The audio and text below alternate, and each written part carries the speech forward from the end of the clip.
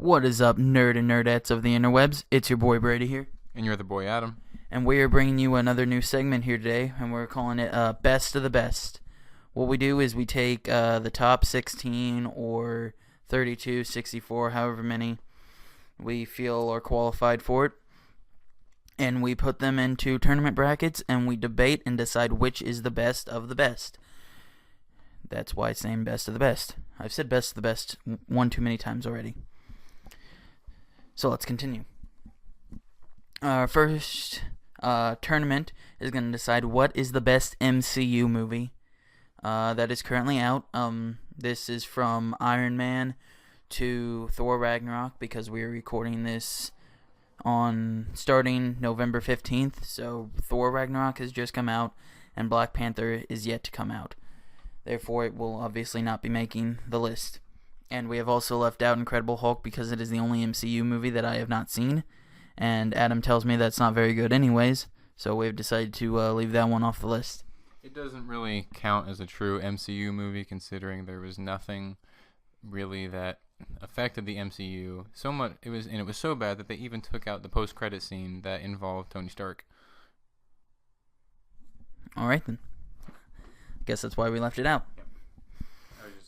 Alright, the first matchup that we're going to bring you in today's video is Captain America Civil War versus Thor the Dark World. Which one is better? I will be arguing for Thor the Dark World because I lost a coin flip. And Adam will be arguing for Captain America Civil War because he won the coin flip. Alright, and the way this is going to work is we will each get a 30-second opening statement. Then we will receive 2 minutes to say our piece. Then 1 minute where we rebuttal period. That's what it's called.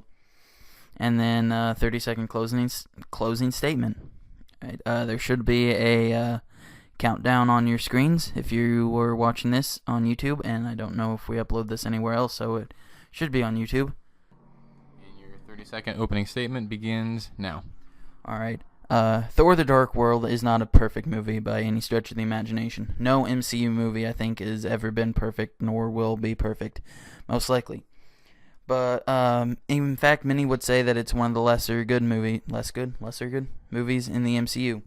But all I want and all I need is just a few minutes to show that Thor the Dark World can stand up to what many call their favorite movie, Captain America Civil War, and I think I will be able to do that. Time is up. Michael, bring it down. Yeah. And your 30 seconds start now. I don't think it's any wonder to anyone that Captain America Civil War would be a very likely winner over Thor, and I don't think it needs a whole lot of debating. That doesn't mean I'm not going to give as many good points as I can, but it has been accredited as one of the best MCU movies, definitely one of the better Captain America ones, and had good parts all over the board. And Time's up. Yep, okay. And now we have the opening statements out of the way. Our 2 minute what is it called? I don't know what it's called. Call it? We're very unprofessional here. Argument time? Will we say our points, I guess? Yeah, whatever time where you say your points. That'll be up next. Your 2 minutes will begin now. All right. The first thing that Thor has that Captain America Civil War does not have is Tom Hiddleston as Loki. Loki is the best villain in all of the MCU. We haven't seen Infinity War yet, so we don't know about Thanos. But he is the best so far, and way better than the villain that they had in Civil War. Civil War's villain was almost nameless. He was stupid, and it was just another thing that they brought up about the Sokovia incident, and I'm sick of hearing the word Sokovia. If I hear Sokovia one more time, I'm going to throw up, because they say it about 500 times in the movie, and it's the most annoying thing in the world. I get that it was an incident, and it was a big incident, and it's what drives the whole movie, but they keep saying Sokovia so many times, and it just gets really frustrating. And also what Civil War does is it makes Tony Stark and Iron Man one of the most unlikable people in the MCU, because he is trying to have the government. He is voting for the government to control all these superheroes or superhumans or metahumans, whatever you're gonna call them, just because he's guilt-ridden over something that's kind of his fault, kind of not really, with Ultron. He's so guilt-ridden about that he just wants to have the government restrain every superhero because of his guilt. Another thing that I like in Thor is that it has one superhero. You only need one superhero, and he is an actual hero. He is a good guy. There's no shades of gray in Thor in this movie. He is the obvious good guy. And Malik, whatever his name is. See? What? I don't remember what the movie is. I don't remember. Malekith, right? It's Malik. Whatever his name is. Where was I going with that? He's a good villain. Or he's not a good... I don't know. Alright. Are you ready, Adam? Yep. Alright. Your 2 minutes shall start now. Alright, Captain America Civil War is way better than Thor the Dark World for many reasons, which I don't even really need to go into and win this debate. But first of all, it has a really good mashup of all of the superheroes up to this point, aside from the space ones. It is indeed a Captain America movie, but it does a very good job of leaving the decision of which side of the Sokovia Accords you are, like which side of the Civil War you as a fan are on, because it doesn't, like whenever one team triumphs over the other one, it still has just as much positive and negative reaction as it does for either one. So it is left up to you, the viewer, to decide which side you want to be on. It has a lot of contributions to the MCU by leaving the Avengers semi-vulnerable to the future attack from Thanos. It has a good villain, Baron Zemo, played by Daniel Bruhl, who many of you know him from Inglourious Bastards, and he is an ingenious villain who is able to set all of these heroes against each other and basically collapse the whole Avengers system without even really being involved too much, aside from starting it and attempting to finish the whole process. We're introduced to Black Panther, which is where am I going with this? Okay, he's a good hero. Yeah. And I'm not remembering all the points I had earlier. Civil War is a great movie.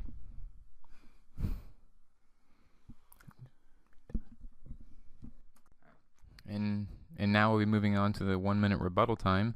And Brady, your 1 minute rebuttal starts now. Alright, Zemo was not a good villain because the whole events that lead up to Civil War, besides like the explosion in the UN building or wherever it is, nothing else really is done by Zemo. He doesn't really do much else aside from that, because the whole reason that they're fighting at the base of it comes from the Sokovia Accords and the incident at the very beginning, which Zemo had nothing to do with it. So I feel like they would have ended up fighting, and there would have been this whole Civil War without Zemo really being involved in it. And also, the Black Panther character, a little racist. Your first black superhero, you show him as an animal and a black African savage, which that seems a little racist in my opinion, but hey, that's just me. So yeah, Zemo, bad, Black Panther, racist. Alright, Adam, that was fun. So, your minute for your rebuttal is going to start right about... Wait, hold on. Alright, now. Alright, if we're on the topic of villains, then I would have to point out the terrible villain of Thor the Dark World, which I can't even remember. I know his name starts with an M. Malekith, thanks Brady for reminding me about the villain that you are debating for, that no one can remember the name for. The only thing anyone maybe remembers about him is that he's played by Christopher Eccleston, who is a pretty good actor. And in the Civil War, you've got. Oh man, I had a really good point. And then addressing your racist comments. Yes, he is Black Panther is the embodiment of like African tradition and all that, but he's not a savage. He is harnessing that tradition and culture, and he's the king of one of the most technologically advanced countries in Africa, let alone the world, and is everything but a savage and unintelligent or uncultured or whatever thing you're talking about. He's a really good. Oh, time's out. Okay. Now moving on to the 30-second closing statements to wrap up our arguments. And Brady, your 30-second closing statement begins now. All right. Thor: The Dark World is a better movie than Captain America: Civil War because it has a better villain. It has Loki, who is awesome, and Tom Hiddleston is an amazing actor. And Zemo is a horrible villain, and therefore that should take Captain America: Civil War out of the running. And also, Black Panther's racist, so that should take that out of the running. And that's all I got. Alright, I'm sorry. You just can hold it. Alright, Adam. Are you ready for this? It's the last part? Yep. It's your last chance to make an impression on the viewers. Yep. Or listeners, I guess. Can't do worse than you did. Nope. Alright. Your 30 seconds starts right about now. Alright, Captain America: Civil War is a way better movie than Thor: The Dark World, as for many reasons, as previously stated, one of which I even forgot to mention was the introduction of Spider-Man into the MCU. You can't forget that.